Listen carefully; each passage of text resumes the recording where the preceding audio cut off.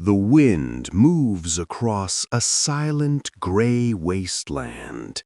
Beneath it lies a lake so toxic that it can kill birds mid-flight.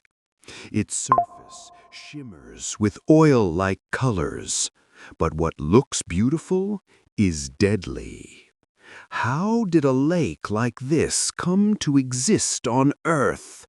And why does it still grow darker each year?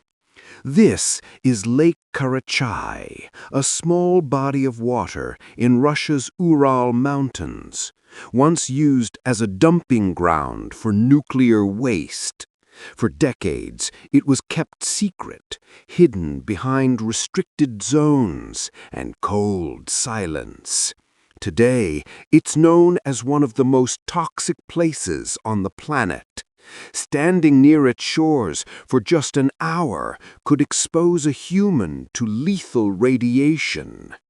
Why does this story matter now?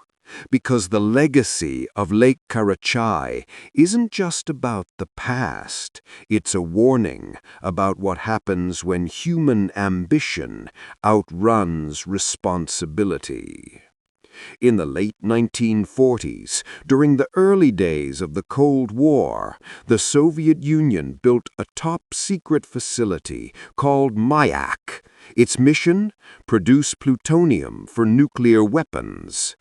Without safe storage methods, Mayak engineers began dumping radioactive waste into nearby rivers and eventually into Lake Karachay, a small, quiet lake hidden from public view.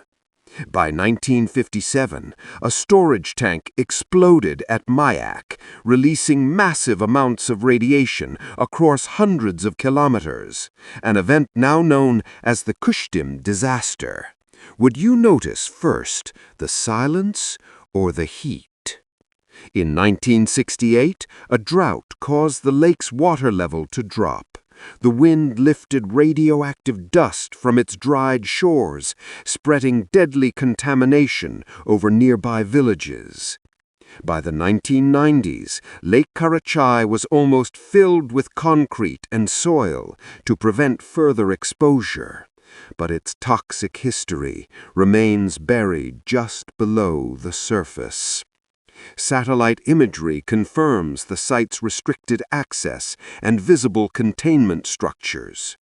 Reports by the U.S. Department of Energy and independent Russian scientists both measured radiation levels over 600 roentgens per hour at the lake's edge, enough to kill a person within an hour. According to Greenpeace and local archives, the contamination reached the Techa River system, affecting an estimated 200,000 residents downstream. Even today, radiation detectors near the Mayak complex remain highly active, though officials claim it's under control.